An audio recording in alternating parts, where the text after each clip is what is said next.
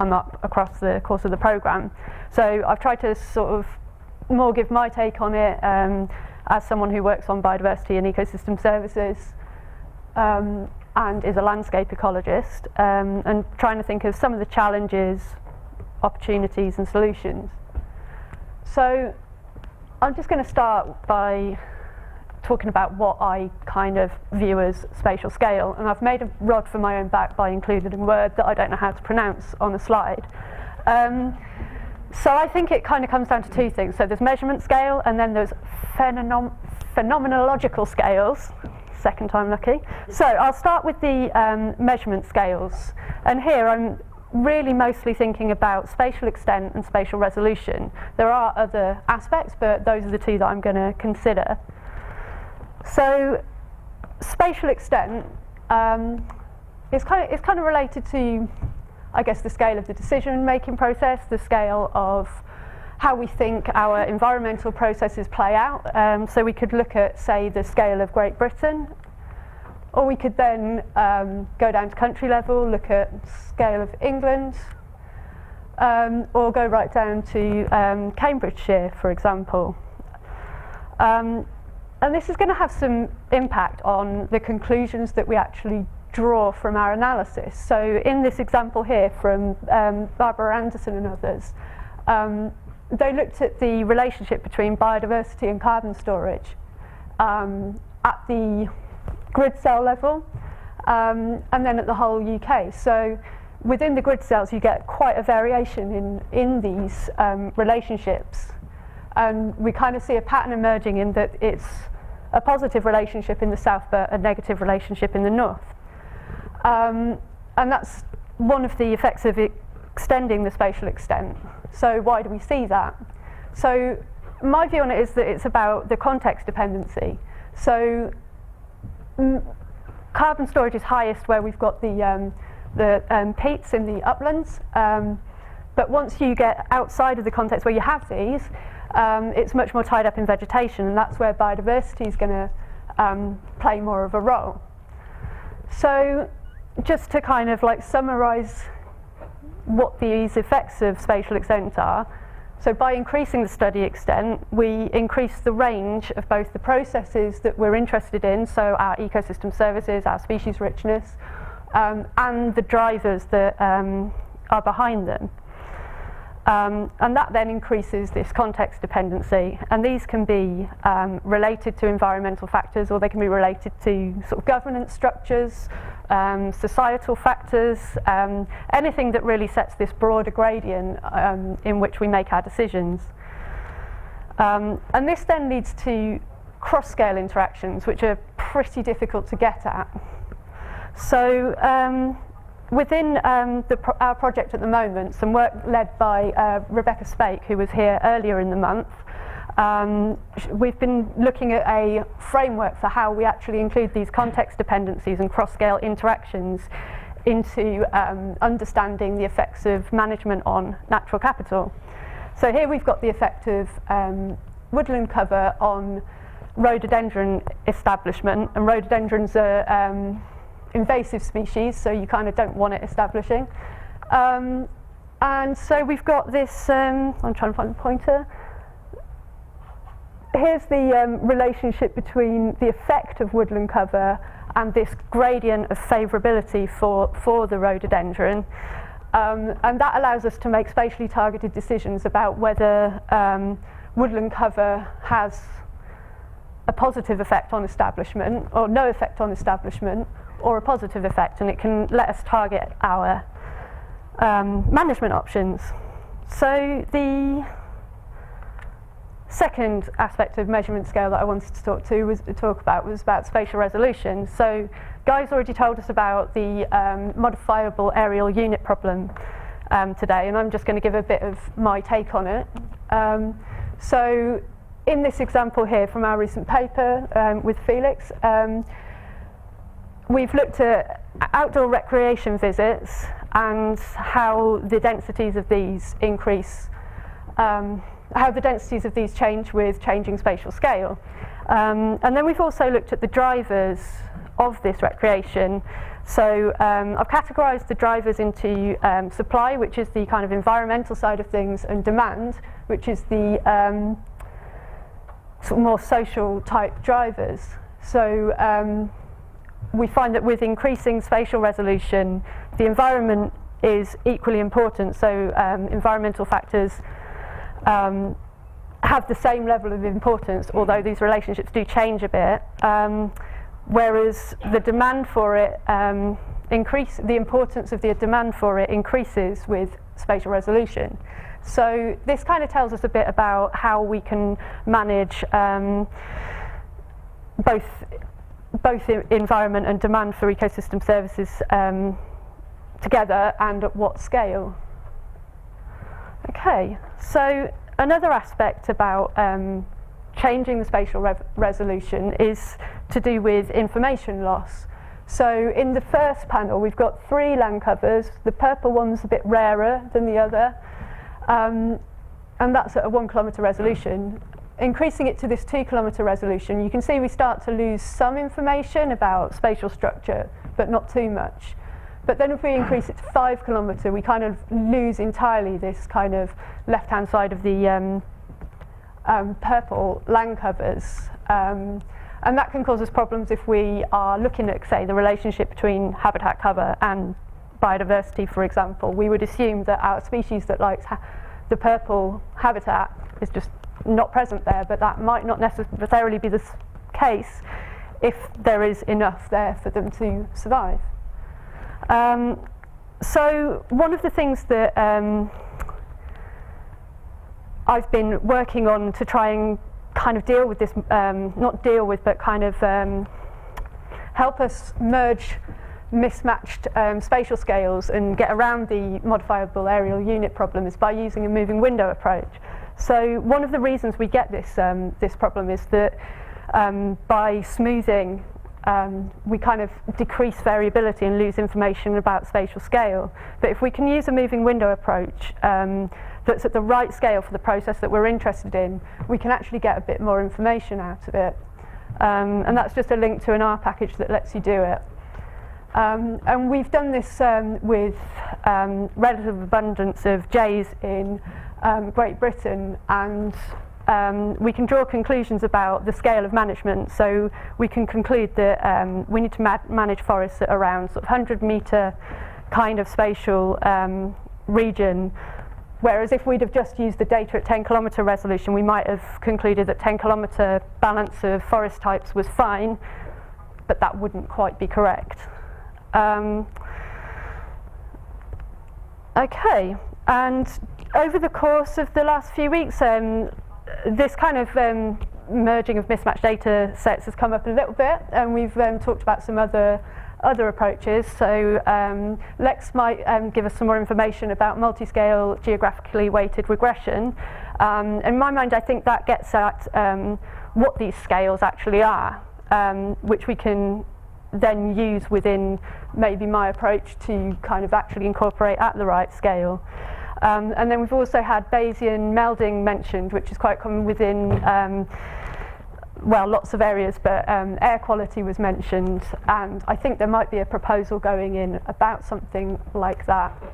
And that's another way we can look at sort of merging mismatched data.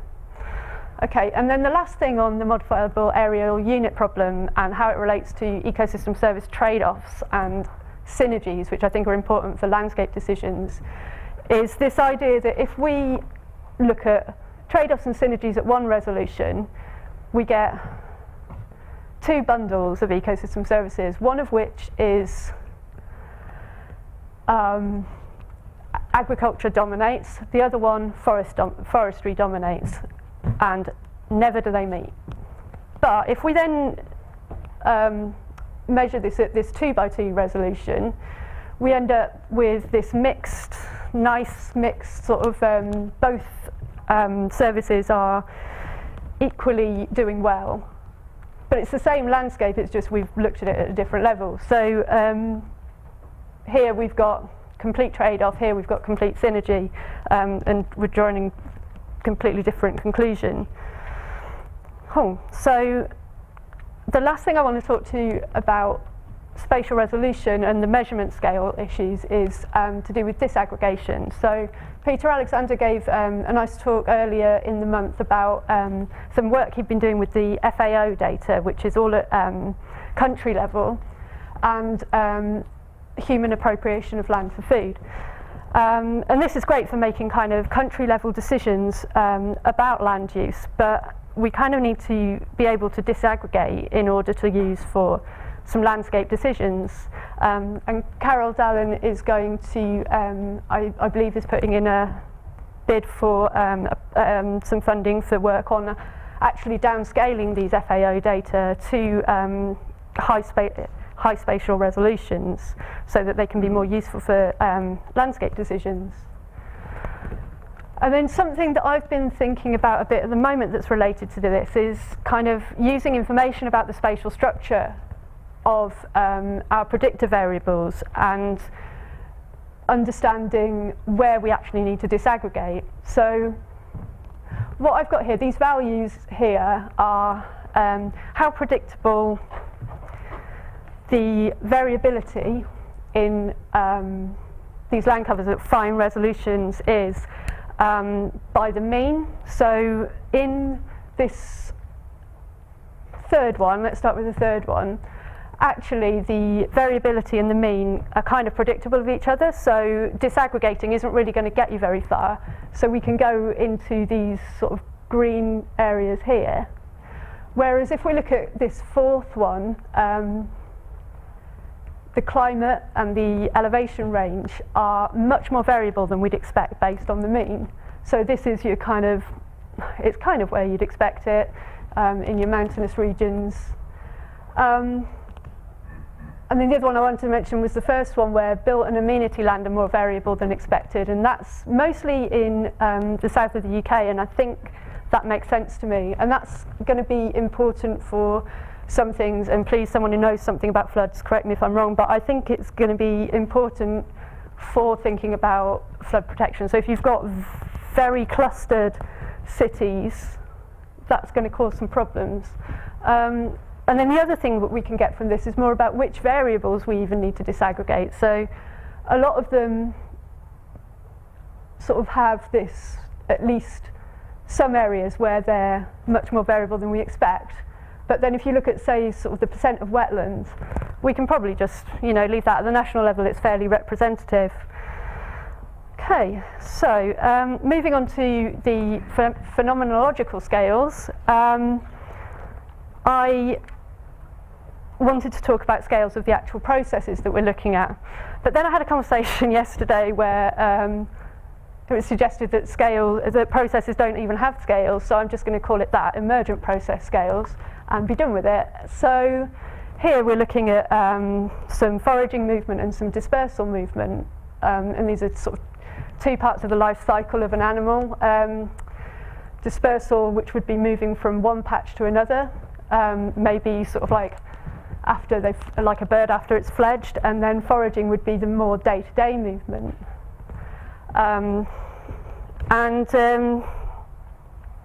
Yeah, so I don't really have much more to say about that one, but yeah, these processes, they have different scales.